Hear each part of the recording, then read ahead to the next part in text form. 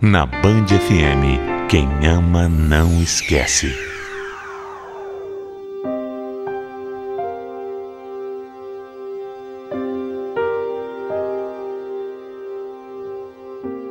Eu sempre achei que com amor, qualquer problema poderia ser resolvido. Mas eu descobri da maneira mais dolorosa que é preciso muito, mas muito mais coisas do que simplesmente o sentimento, e que só amar não é suficiente para absolutamente nada. Eu e o Ricardo temos uma história de amor que poderia estar numa novela. A gente se conheceu e no mesmo dia já começamos a namorar. Uma semana depois, ele me chamou para morar com ele e depois de 3 meses eu já estava grávida do nosso primeiro filho. Todo mundo dizia que o nosso relacionamento não ia dar certo, mas a verdade é que os anos foram passando e o nosso amor só se fortalecia. Cada dia a gente se amava e se unia mais. Nossa vida nunca foi de luxo, mas até que a gente vivia de uma maneira confortável. Nosso filho, por exemplo, sempre frequentou escolinha particular e nas férias, vez ou outra, a gente até conseguia fazer uma viagem em família. Era tudo bom.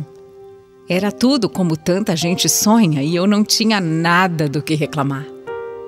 Hoje eu lembro daquela fase e me dá um aperto no coração tão grande, sabe?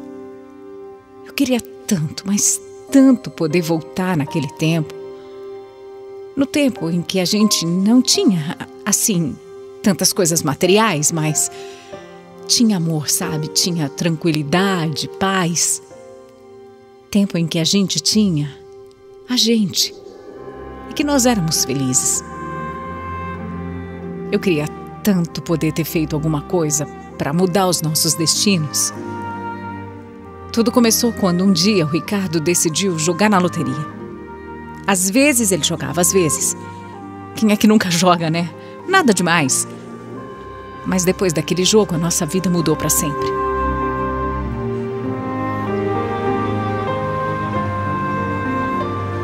Inês, eu ganhei! Eu ganhei! Ganhei o quê, homem? O que você ganhou? Eu ganhei no jogo! Eu apostei e ganhei! O quê? Não, fala sério. Eu ganhei! É verdade isso? Você ganhou mesmo? Tô falando, olha aqui! Eu ganhei! Nós ganhamos! Eu não tô acreditando, meu Deus do céu! Me belisca, por favor! Nós ganhamos! Dá pra acreditar? Ele ganhou mesmo. Não era assim, né? Uma fortuna, igual a gente vê aí, às vezes, né? De milhões de reais. Imagina, era longe disso. Mas era um dinheiro razoável que poderia comprar até a casinha que a gente vivia de aluguel. Eu não conseguia acreditar no que estava acontecendo. Eu nunca tinha conhecido ninguém que havia jogado e havia ganho. Nunca. Eu até achava, às vezes, que esse negócio era tudo armado, sabe? Que ninguém ganhava de verdade. Mas, de repente, a gente estava ali, ganhando uma bolada. Assim que a gente pegou o dinheiro, a gente sentou e conversou bem sobre o que ia fazer. No final, a gente decidiu guardar uma partezinha pensando no futuro do nosso filho, que na época estava com 4 aninhos. Outra parte a gente decidiu comprar a casa e ainda ia sobrar uns trocados. O que eu não concordei foi o que o Ricardo também decidiu fazer. Ele quis pegar um tanto e apostar mais, jogar de novo. Ele disse que estava sentindo que a sorte estava do lado dele e ele queria aproveitar esse sentimento. Ai, gente, pelo amor de Deus. Já viu falar que um raio não cai 2 vezes no mesmo lugar? Um raio desses, então, qual que era a chance? Mas ele encasquetou tanto com aquela ideia que eu, apesar de não ter gostado nada, também não quis arrumar briga, né? Afinal, o dinheiro era dele. Ele quem tinha apostado, ele que tinha ganho. Mas claro que não deu certo, né? Ele perdeu 10 mil reais nessa brincadeira. 10 mil reais! Mas tudo bem, né? O importante é que a gente tinha mais dinheiro guardado. Só que o que eu não sabia ainda, o que eu não podia imaginar, é que aquele dinheiro seria, na verdade, a nossa maior desgraça. Ganhar no jogo desencadeou uma coisa terrível no Ricardo. Despertou um lado dele que nós nunca poderíamos imaginar que existisse. O meu marido gostou daquilo. Aliás, ele gostou muito e passou a querer jogar cada vez mais e mais. E em vários tipos de jogos. Eu achava aquela moda nova péssima, sabe? Mas quando eu reclamava, ele dizia que era só por diversão e que não estava apostando dinheiro.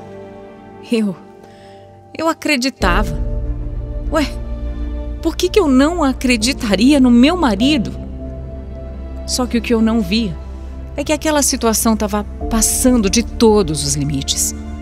Mesmo ele dizendo que não apostava dinheiro, ficar jogando não é saudável. Eu deveria ter feito ele parar, eu deveria ter brigado com ele, eu deveria ter prestado mais atenção.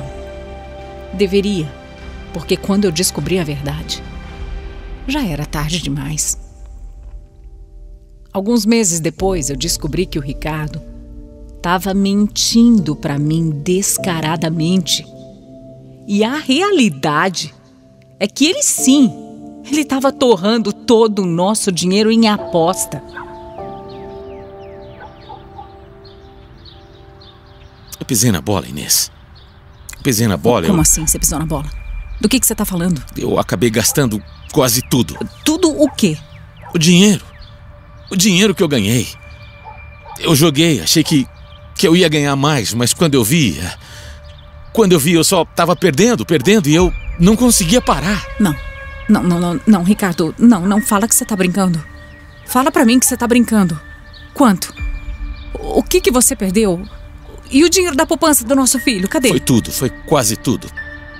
Inês, desculpa, eu vou recuperar tudo, eu juro pra você. Vai recuperar como? Eu não sei. Jogando mais? Pelo amor de Deus, Ricardo, você tinha me jurado que não estava apostando dinheiro. Meu Deus, como é que você pôde? Saiu do meu controle. Eu não sei porquê.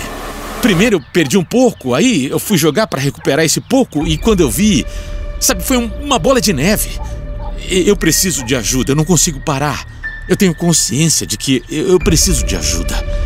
Me ajuda, por favor.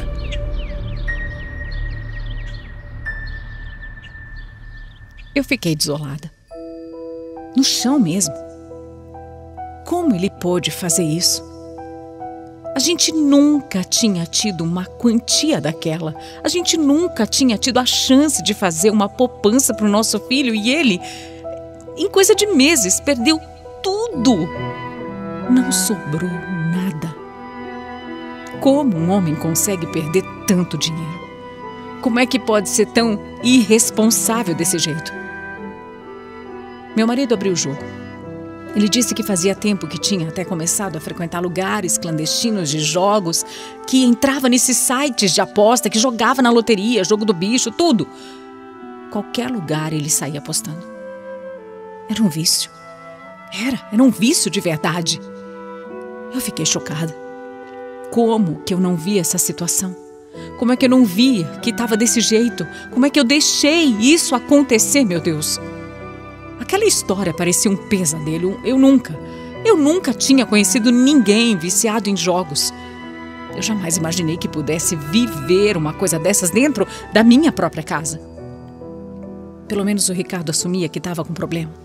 Pelo menos ele admitia que estava com uma situação crítica e que precisava de ajuda de verdade. Eu vi nos olhos dele como ele estava desesperado. E ele me implorou por ajuda.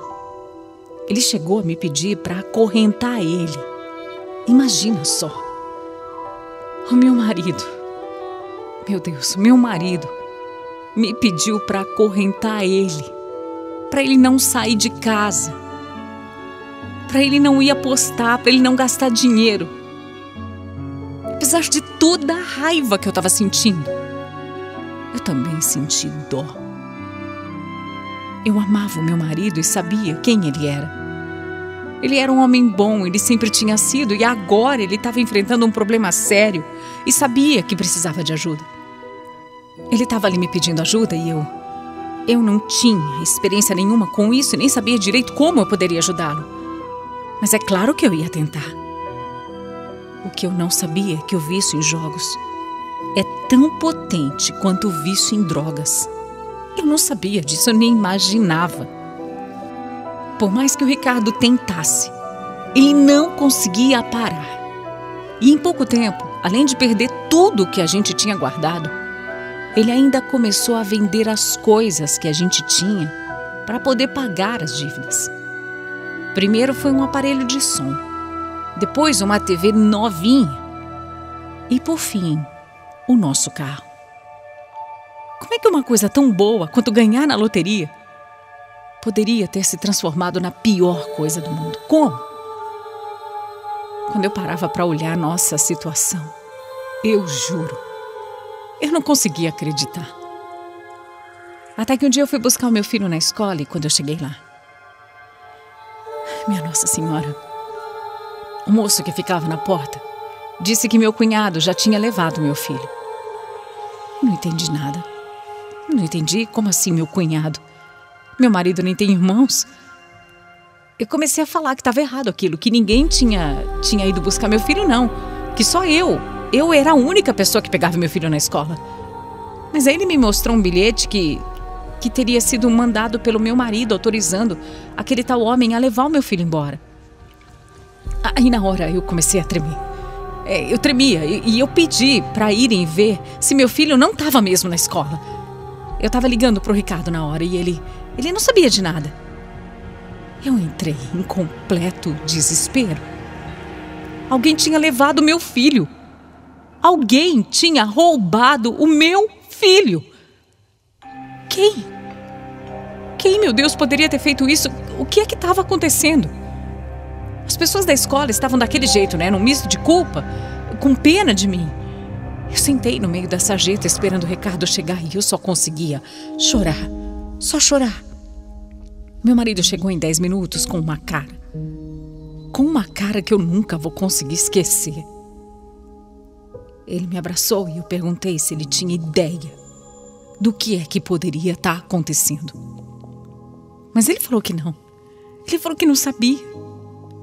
Eu falei então que era melhor a gente ir logo para a delegacia, mas ele falou para a gente ir para casa antes porque, sei lá, alguém poderia procurar a gente por lá. Eu não estava nem conseguindo raciocinar direito, imagina. Eu não sabia o que fazer, como fazer, para onde ir, eu só tremia. Tremia tanto que até cheguei a desmaiar de desespero. Meu filho. O meu filho de 5 aninhos. Onde é que estava o meu filho? E por que tinham levado o meu filho? E por que o Ricardo não queria ir para a delegacia, meu Deus? Mas ele ficou lá me dizendo que ia me levar para casa e que depois ia procurar a polícia porque eu estava muito nervosa. Nós chegamos em casa e eu não conseguia parar de chorar. Mas depois de mais ou menos meia hora, tocaram a nossa campainha. E era o nosso filho. E eu achei até que fosse uma miragem. Eu estava vendo coisa, mas não era ele. Era ele estava inteirinho, ele estava vivo, ele estava bem. E ele explicou que um homem desconhecido tinha ido buscar ele na escola, tinha levado ele para tomar um sorvete, brincar numa pracinha e depois tinha levado ele de volta para casa. Eu não estava conseguindo entender nada, não fazia sentido. Mas foi aí que o Ricardo me explicou tudo.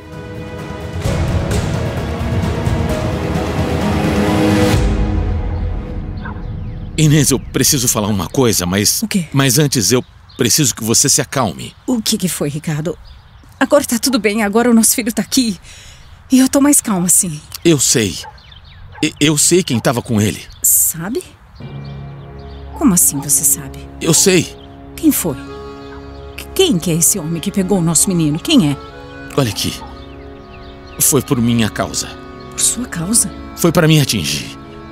Eu meio que Eu tô devendo um dinheiro aí para quem eu não poderia estar devendo. E aí... Como é que é? Essa gente é assim. Que fica gente? Querendo aprontar e apavorar a gente. Agiota? Você tá dizendo que pegou dinheiro com agiota? Calma. Por causa de dívida? Dívida de jogo? É isso mesmo que eu tô entendendo? Não, peraí. Fala que eu tô errada. Por favor, me fala que eu tô errada. Olha aqui, calma. Eu sabia que eles não iam fazer nada. Era só pra assustar mesmo. Olha aí. Tá tudo bem agora. Foi só um susto. Tá tudo bem. Eu não podia acreditar naquilo. Agiota.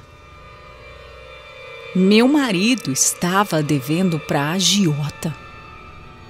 Meu marido tinha se envolvido com gente tão ruim a ponto de nos assustarem usando o nosso filho. E pior de tudo, o Ricardo sabia o tempo todo e não me falou nada. O Ricardo sabia exatamente quem estava com o nosso filho. E ele não falou nada, mesmo me vendo desesperada. Claro, começou a fazer muito sentido mesmo. Ele não queria ir para a delegacia, né? Quando eu percebi tudo isso, eu me revoltei e eu parti para cima dele. Eu queria matar o Ricardo. Eu queria matar mesmo. Mas ele pediu para me acalmar, disse que sabia que não iam fazer nada com o nosso filho e que era só para assustar mesmo. Ai, meu Deus do céu, será que ele estava se ouvindo? Será que ele estava vendo o que ele estava me dizendo? Será que ele estava entendendo o que ele estava tentando falar para mim? Eu não podia acreditar. Não, era demais para mim. Eu amava o Ricardo. Amava mais que tudo nesse mundo. Eu juro por Deus como eu amava esse homem. Eu juro por Deus como eu queria ajudar o meu marido a sair daquele buraco em que ele estava se metendo. E eu arriscaria tudo por ele. Menos uma coisa. Menos o meu filho. Aquele homem poderia ter sido o melhor marido desse mundo. Mas ele tinha colocado a vida do meu filho em risco. E isso eu não ia perdoar jamais. O vício dele tinha passado de todos os limites. Por isso, no dia seguinte mesmo, eu fiz as minhas malas. Eu peguei o meu filho e eu fui para a casa da minha mãe no interior, proibindo o Ricardo de ir atrás da gente. Eu queria sumir. Eu queria proteger o meu filho. Meu marido até hoje deve dinheiro. E eu soube que até a nossa casa ele já perdeu. Apesar de me doer muito ver a situação dele, eu não me sinto mais com força, sabe, para poder ajudá-lo.